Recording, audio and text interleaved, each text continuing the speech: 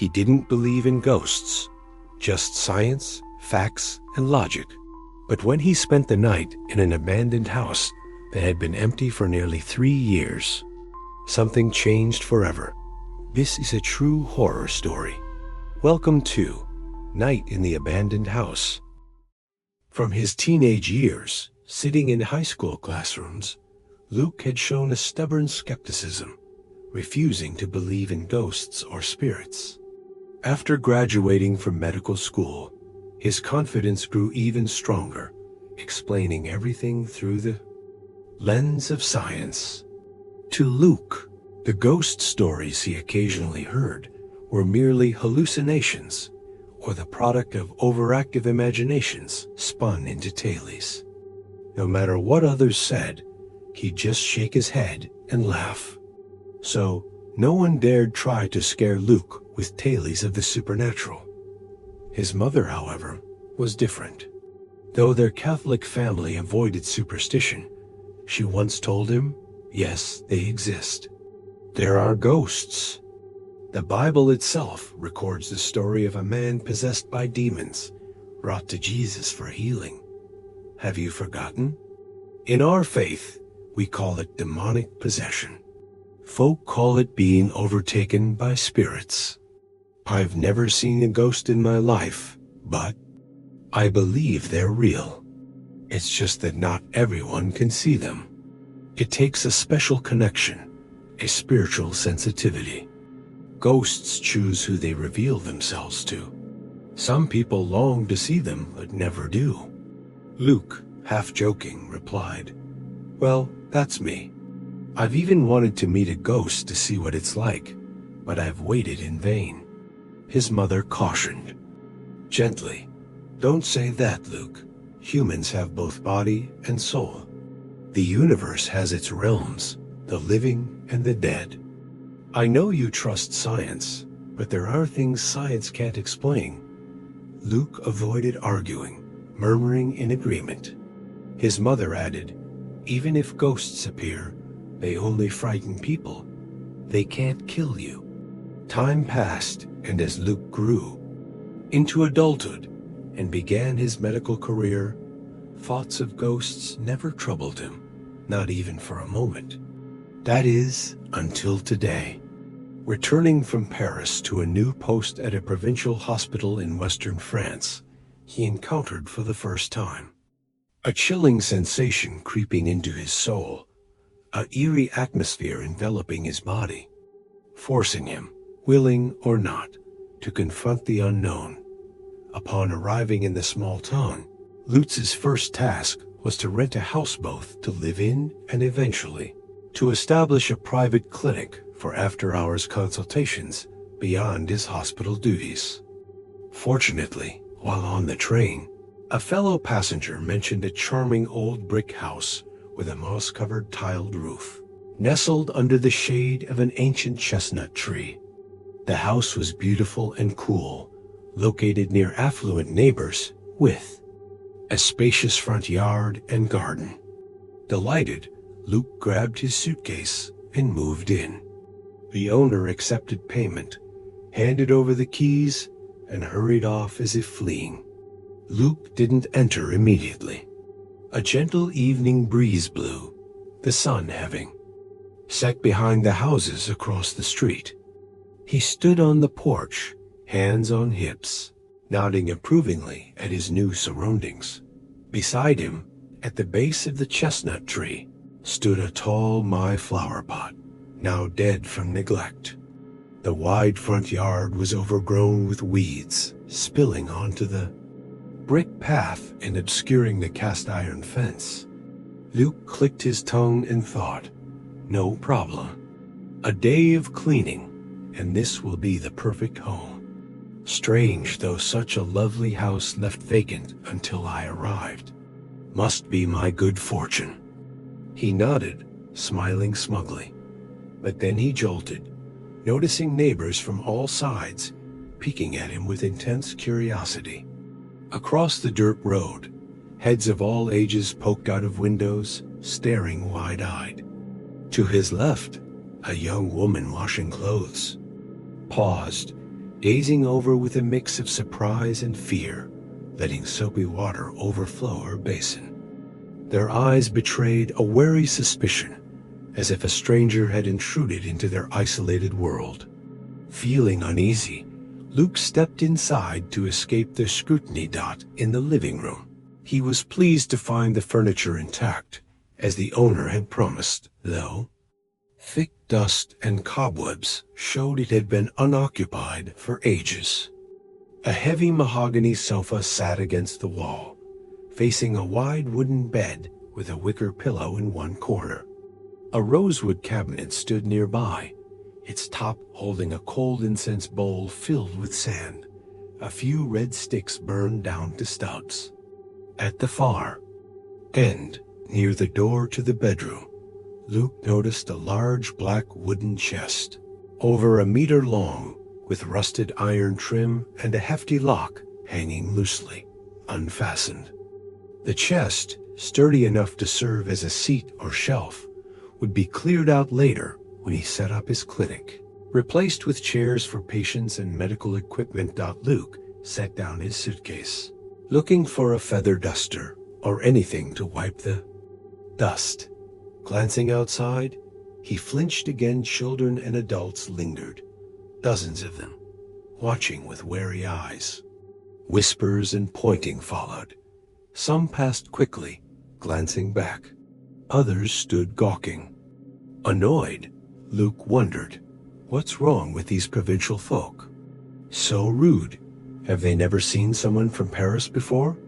He turned back to cleaning, thinking, they'll know who I am soon enough. Yet peering out occasionally, he saw people, taking turns gathering to observe him. Unable to bear it, he stormed onto the porch, hands on hips, glaring defiantly. The crowd scattered slightly, regrouping under trees, murmuring and casting nervous glances at his house.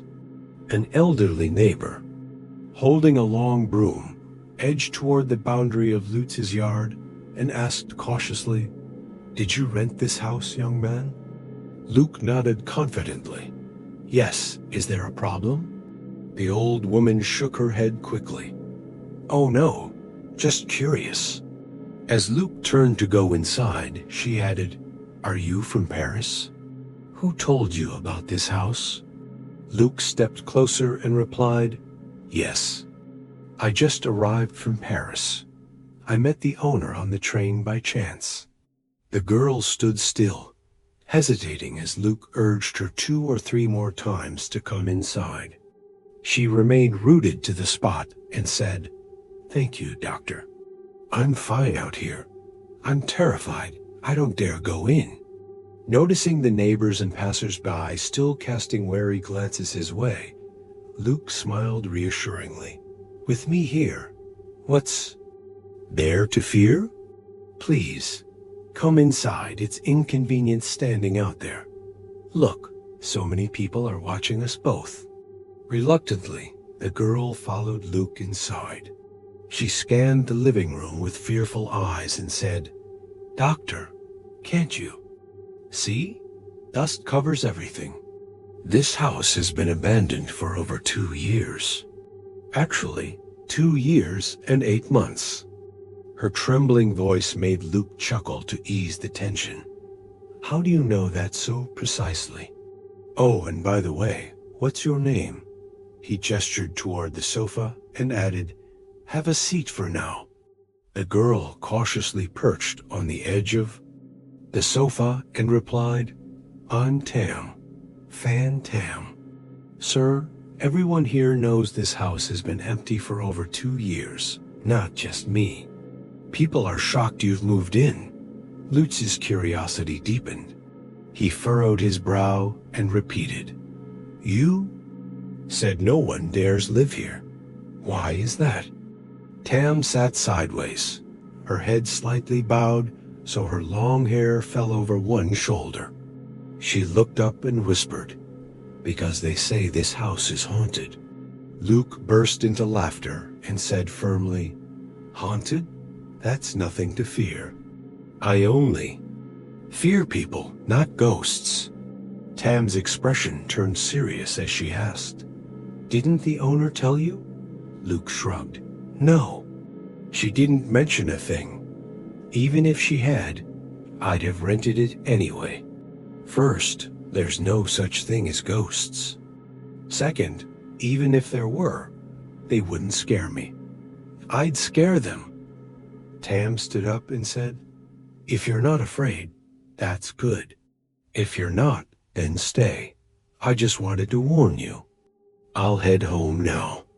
It's late, and I only came because I thought you might wonder why the neighbors are gawking since you moved in." Luke replied with satisfaction, "Thank you, then. I understand now. I've been wondering what's so odd about me that they're all staring." Tam stepped toward the door and repeated, "Goodbye, Doctor. I'm going home." Luke escorted her out, saying, "Thank you so much, Tam. Once I've cleaned up, please come visit again. I'm new here and don't know anyone.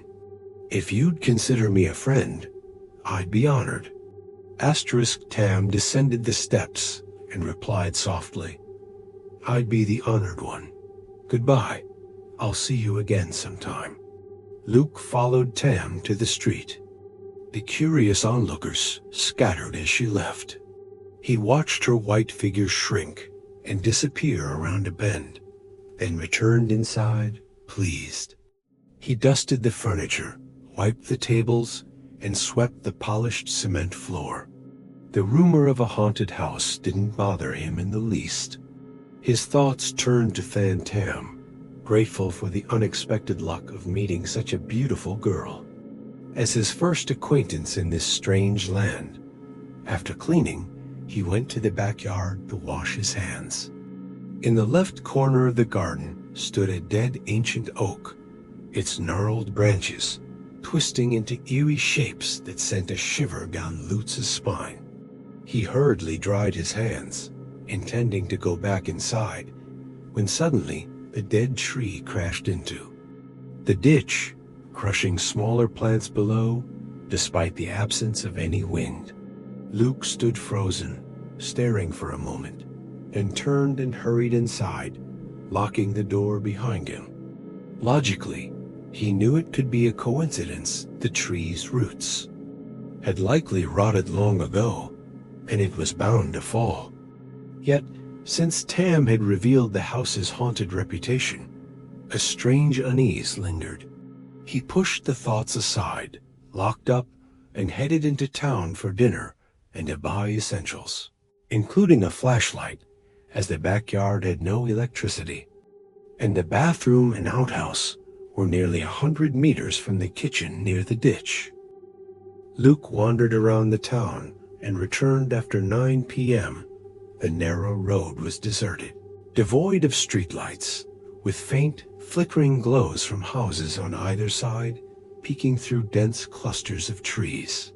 He shone his flashlight and switched on the living room lights. One of the 2 ceiling bulbs was burnt out, leaving only a single wall-mounted light casting a dim yellow glow over the wooden table against the wall. Luke sat down, opened his suitcase to place his medical books beside him, and began drafting a letter to send to his family in Paris the next morning with his new address. A sudden gust of wind burst through, flinging the half-closed wooden door wide open. Startled, Luke stood to shut it, securing the latch, and returned to his writing. He'd barely written a few lines when he felt a chilling draft behind him, striking the nape of his neck and racing down his spine, making him shiver. Instinctively, he dropped his pen and rubbed the back of his neck. After a moment, the cold subsided, and he resumed writing. But within a minute, an inexplicable force seemed to compel him to turn around, as if someone were watching him. Then he recalled Tam's warning. This house is haunted. No one dares live here. Abandoned for 2 years and 8 months. He refused to believe it. Could a house in this bustling neighborhood truly be haunted? Yet, There had to be some secret tied to this place, even if not a ghost. Why else would the neighbors stare at him with such fear that afternoon? And Fan Tam, that kind-hearted local girl, wouldn't have bothered warning him out of pity. Holding his breath, Luke spun around. Naturally, there was nothing, just the silent sofa and the dark cabinet with its cold incense bowl on top. Luke clenched his fist, tapped the floor lightly, and chuckled at himself. So, I'm scared of ghosts now? Ridiculous. There's no such thing. He smiled and continued writing. But behind him, the urge grew stronger, accompanied by faint sounds, strange noises like someone drowning, crying for help from a distance, mingled with the rush of a turbulent river. A minute later, the voices and water sounds ceased, replaced by a sharp, scraping noise like fingernails clawing the wooden floor. Luke threw down his pen and whipped around, thinking if a ghost were there, it wouldn't have time to vanish. He'd catch it. But again, nothing. He stood, grabbed his new flashlight, turned it on, and swept the beam across every corner of the house. Boldly, he checked the bedroom and kitchen, switching on every light. Back upstairs, he smirked, scolding himself. What nonsense. Ghosts and demons? That chatty Fan Tam has me imagining things. Luke turned off the flashlight and sat back at the table. Outside, a cat's wail pierced the silent night, sounding like a child's anguished sob. After a moment, silence returned. Luke tried to dismiss his unease, focusing on his letter and thoughts of his family in Paris. Yet, the eerie sensation lingered, and the pressure behind him, which had briefly faded, returned, enveloping him. Facing the wall, he felt certain someone was watching from behind. Could his mother be right about spirits from the afterlife? Or was Fan Tam correct, this house truly was haunted? He recalled the owner's nervous demeanor that afternoon, her haste to leave after taking his money, which he'd ignored. Lost in thought, he heard the scraping of nails on wood grow louder and clearer. Grabbing the flashlight, he switched it on and slowly turned, sweeping the beam across the room. His heart skipped a beat, and he nearly screamed clearly. The black chest against the wall, though still closed, had pale fingers protruding near the lock, twitching as if struggling to push the lid open. Luke rose cautiously, holding his breath, rubbed his eyes, and shone the light directly at the lock. The fingers were gone. His heart pounded. What did this mean? Were those fingers an illusion, or had someone been trapped inside, trying to escape? Steadying himself, Luke approached slowly, flashlight trained on the mysterious chest. A meter away, he stopped, grabbed a broom handle, and prodded the lock. Though unlatched, the hook was secure, and the lid was firmly shut. No hand could fit through. It must have been his fear playing tricks. He stood pondering. Perhaps the chest held a long dead body, now just bones? He tapped the lid with the broom, took a deep breath, and stepped closer.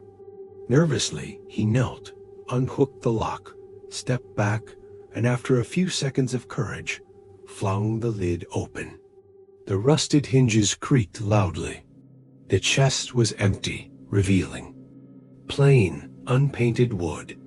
He exhaled, concluding the fingers were a hallucination. But as the lid opened, a frigid gust hit his face, forcing him back. Instantly, all the house lights went out, and a black cat leaped from the cabinet top, shrieking before vanishing under the bed.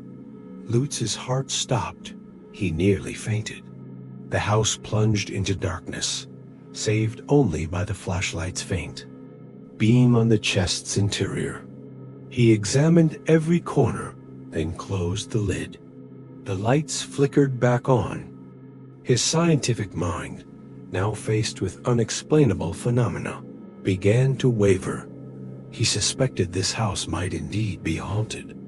Tomorrow, he'd seek out Fan Tam, plead with her to explain the house's history. He regretted not asking her earlier, his stubborn disbelief making him scoff at her warning. Grabbing the flashlight, he went to the kitchen for water, his throat parched like a fevered man's. Back at the table, passing the chest, he paused, tempted to open it again to see if the lights would fail. But he hesitated, stared, and returned. To his seat, Luke checked his watch past midnight. The night was utterly still. No footsteps on the street, the distant radio silenced. Only the wind rustled the leaves, gusting like a storm, then softening to a gentle wave-like murmur. He picked up his pen to finish the letter, but after a few minutes, a cold draft struck his neck again, raising his hair. The nail scratching on the floor grew distinct. Luke spun around, staring at the chest, his breath caught as the lid was slightly ajar, and those pale fingers protruded, beckoning him. He rubbed his eyes. The hand was gone. He recalled a story by the Luce about a man who plotted to kill a friend for inheritance, sealing him in a chest. The victim, still alive, forced the lid open and killed the betrayer in return. Dizzied, Luke imagined a similar murder tied to the chest behind him. Perhaps it once held a body, and tonight's spirit sought him as it had others, explaining why no one stayed here. If true, he'd discard or burn the chest tomorrow. For Buddhists, a ritual might free the soul. For his faith, he'd request a church service, holy water, and a priest's blessing to banish evil. Regretting not bringing his rosary with its cross, Luke picked up his pen to write, but his mind was consumed by the chest and its beckoning fingers. He felt they vanished when he looked, but reappeared when he turned away. Standing, he debated his next move. Leaving the chest indoors meant no sleep tonight. Should he drag it outside or cover it with a blanket? Convinced it was linked to a gruesome death, he went to the bedroom, fetched a thick blanket, and draped it over the chest, preparing for bed, as it was now very late. Leaving all lights on, he climbed into bed fully clothed, drawing the curtains. Lying there, separated by a wall from the chest, he closed his eyes for a few minutes when the scratching resumed, softly at first, then louder, making him tremble. He envisioned a horrific scene, a living person stuffed into the chest, clawing to escape, only to suffocate. Recalling his mother's words, "Ghosts only frighten, they can't kill," he sat up, prayed, and tried to calm himself. Never had he longed for dawn so desperately. Hours remained until sunrise. After praying, he lay down, facing the wall. Listening, the scratching returned.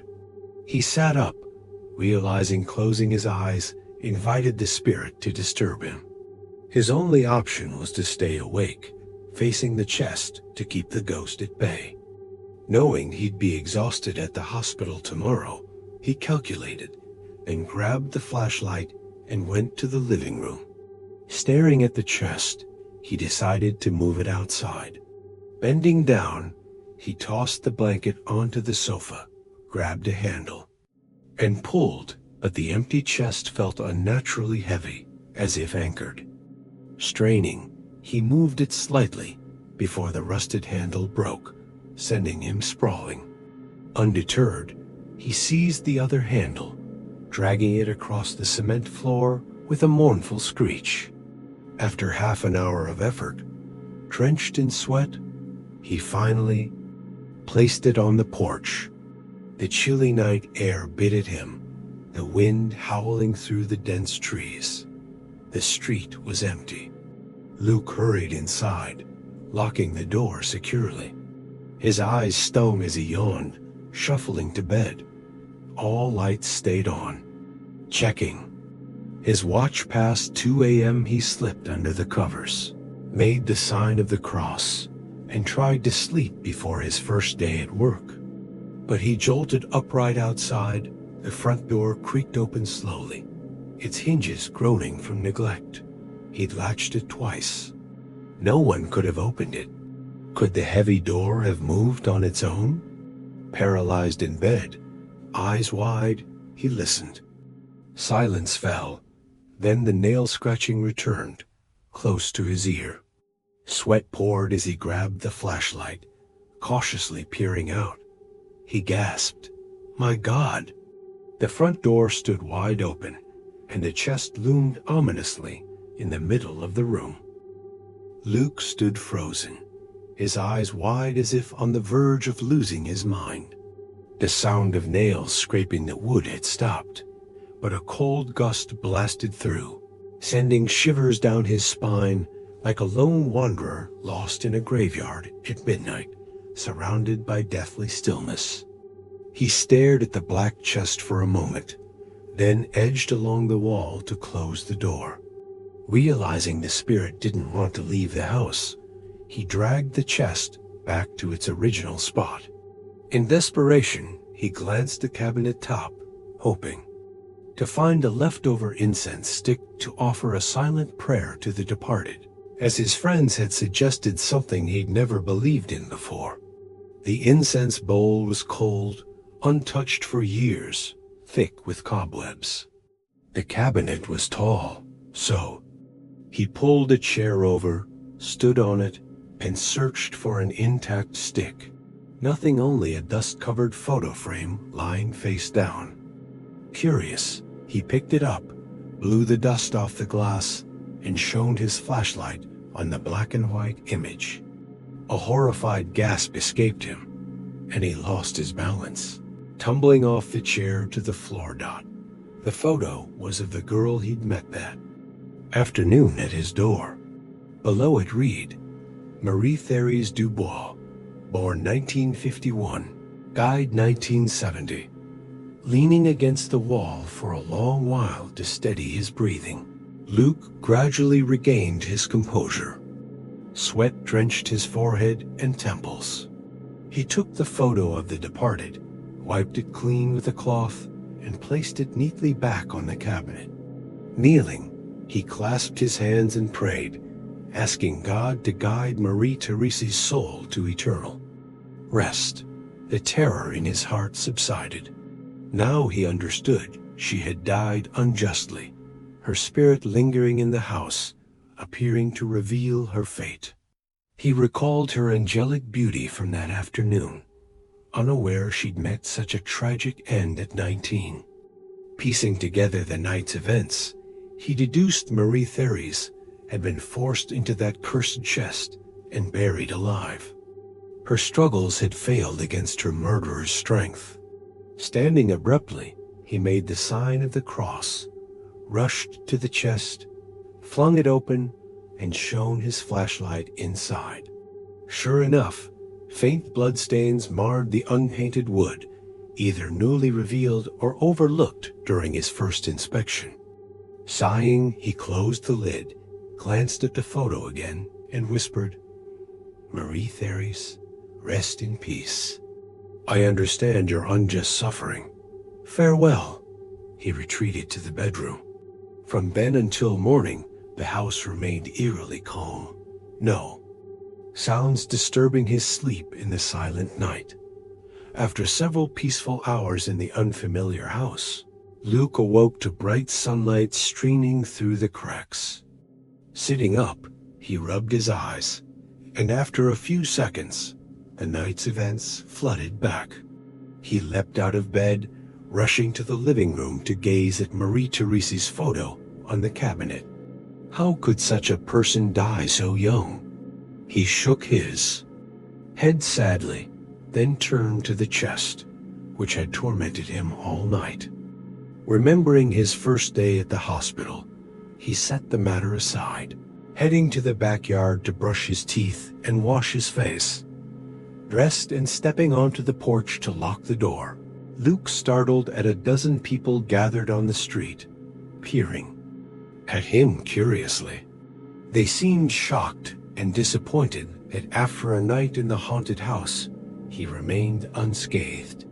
Locking the door, he smiled at them. They dispersed, especially as he stepped into the yard. The neighbor under the grapevine stared, bewildered. Her family had listened anxiously all night, expecting chaos from Lutz's house as rumored, yet nothing happened. She'd seen previous tenants flee in the dead of night or leave exhausted the next morning. Only Luke seemed unfazed, even nodding and smiling at her. Curious, she asked, "Did you sleep well last night, young man?" Knowing she'd been watching, Luke replied calmly, "Yes, I did, ma'am." She gaped, speechless. If so, she regretted not buying the house when the owner offered it cheaply, too afraid to take the risk. Luke arrived at the hospital near 10 a.m., meeting the director while his mind lingered on the tragic girl. Fortunately, the director granted him an extra day to settle in, though he'd need to cover the night shift for a colleague whose family in Paris faced an emergency. Grateful, Luke hurried into town, not returning home but seeking the house owner, who ran a fabric shop. The woman, in her 50s, a seasoned trader known to most at the market, was called Madame Clairmont, a nickname from her shop's name, reflecting her northern roots in this local community. Her husband, a former logistics officer recently retired, now helped with deliveries. Economically, they were successful. That morning, the shop was empty. Madame Clairmont sat at a small table near the wall, a plate of croissants and a glass of soy milk before her when Luke strode in. Having followed her from the station yesterday to retrieve the keys, he'd only waited outside. As she lifted a croissant to her mouth, she froze at Lutz's entrance, her face paling. Dropping her fork, she stood, bracing for a confrontation. She assumed Luke was here to scold her for not disclosing the house's haunted past, a scenario she'd faced thrice before, with tenants demanding refunds after one night. Knowing Luke was a doctor, a respected figure, amplified her fear. But contrary to her expectations, Luke pulled a chair and sat across from her, weary, asking, "What was Marie Therese to you?" Madame Clairmont's jaw dropped. After a long pause, she stammered, "How do you know her?" Lutz's tone grew colder. "What was she to you?" Tears welled as she confessed. "She was my eldest daughter. She's dead, doctor. Died horribly. Murderers stuffed her into a chest, intending to dispose of her. But she was alive, woke up inside, struggled. They smashed her head with a hammer. Poor girl." Pausing, she sobbed. "It was a rainy day. My family was out. Those two had been planning it, but we didn't know. They waited for us to leave, and with the rain, they broke in to steal. Fate intervened. Marie Therese came home from the market. They grabbed her." Luke raised a hand to stop her, closing his eyes with a sigh. He couldn't hear more. The mystery was too much. His suspicions were correct. He'd investigate her death's details later. His immediate concern was ensuring her soul found peace. Moved, he pitied Madame Clairmont. From the moment he entered, he'd suspected a familial tie, noting Marie Therese's resemblance to her. 3 years of tears had nearly dried, yet Lutz's question reopened the wound. Softly, he said, "Such a beautiful girl, gone so young." Madame Clairmont dabbed her eyes with her sleeve, then widened them in surprise. "How do you know her?" She was lovely and kind, but fate was cruel. Did someone tell you?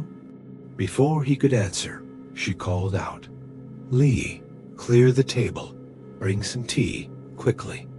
Luke interjected, Please eat while we talk. She clasped her hands, hesitating. I wouldn't dare. Or perhaps you'd join me for a snack. Luke waved his hand. Thank you, madame. I wouldn't dare trouble you. As he finished speaking, the maid emerged from a small room, clearing the table and setting down a tray of hot tea, pouring it into 2 small cups. Luke accepted one from Madame Clairmont and returned to the earlier topic. With a heavy heart, he said, No one told me. Even you didn't mention it, let alone outsiders. I know about Marie Therese because I saw her last night. Madame Clairmont leaned back in her chair, her gaze distant as tears streamed down her face.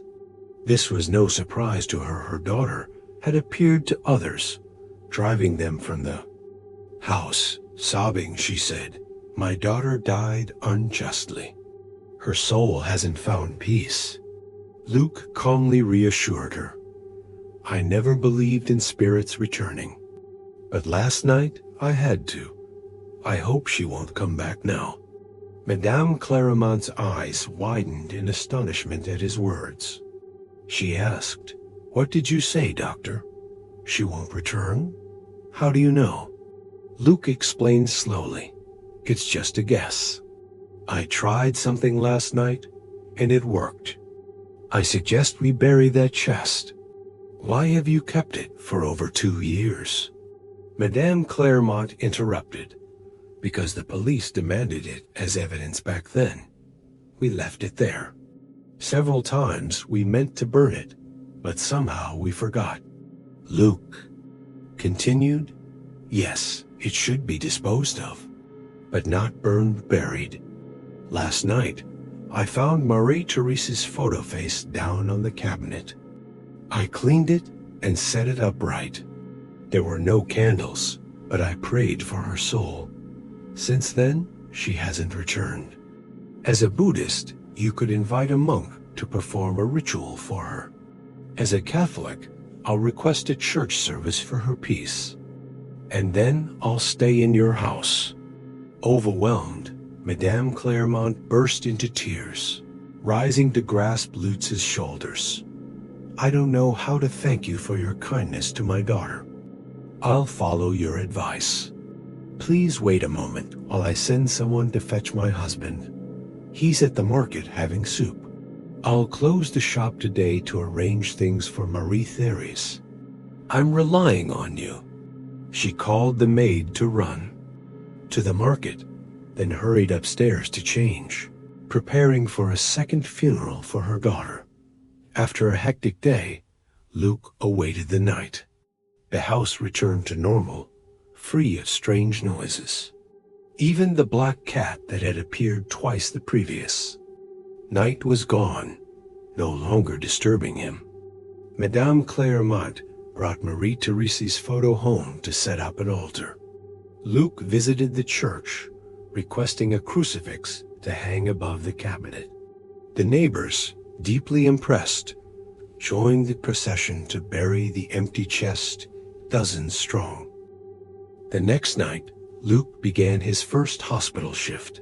His heart felt light, having resolved a mystery that had plagued the town for years, easing the Clairmont's grief while granting Marie Therese's spirit peace. He toured the wards, reviewed nurses' reports, treated a few emergencies, then returned to the on-call room to write to his mother. Now he admired her wisdom. He'd recount the haunted house story, confirming her belief. The living and the dead do coexist. He saw this as a rare experience, unlikely to repeat. Near midnight, the hospital grew quiet as visitors left. Luke asked a staff member to fetch an iced coffee from the lounge. While waiting, he opened a 3-year-old newspaper the Clairmonts had kept, featuring a brief report on Marie Therese's death. Gruesome murder. Robbery turns deadly. Victim, 19-year-old girl. French papers, like Vietnamese ones, rarely pursued investigations beyond reporting, unlike American journalists, who sometimes outdid police. Luke skimmed the article, then studied the large photo of Marie Therese, the same one from the cabinet, now on her parents' altar. A wave of emotion surged. He folded the paper, tucked it into his bag to return, and began writing. His stubborn mother would be shocked that her skeptical son now believed in ghosts. Smiling, he paused, took a big sip of coffee, and stepped into the hallway. Past midnight, the hospital courtyard was deserted, its dim yellow lights glowing through the misty air. After a moment to clear his mind, he returned to write. A knock sounded. Luke looked up, squinting at a figure in the dim corridor, a nurse in a white coat. She spoke. "Excuse me, doctor," Luke replied gently. "No problem. Come in. What's the matter?" She entered, lingering near the door, her demeanor shy, perhaps meeting him for the first time. Some doctors were notoriously stern, feared by staff and patients alike. Luke smiled reassuringly. "What's on your mind?" Studying her, he noted her youth, though her pale, exhausted face suggested chronic sleep deprivation likely from night shifts. She said, "Doctor, a patient in internal medicine just passed. Please come certify the death for transfer to the morgue." Luke folded his letter and stood. "I'll be right there." He stowed his pen and paper. She added, "Internal medicine, Block A, bed 37. She turned and hurried down the hall. Luke finished his coffee and followed, intending to ask about hospital life, but her tall, slender figure moved swiftly, vanishing around the right wing. Reaching Block A, he found a small crowd, nurses and curious patients, around bed 37. They parted for him. The body was covered with a white sheet from head to toe. Luke approached, lifting the cloth for a final examination. But as he saw the face, he staggered back, frozen, nearly crying out. The person on bed 37 was the young nurse who just summoned him.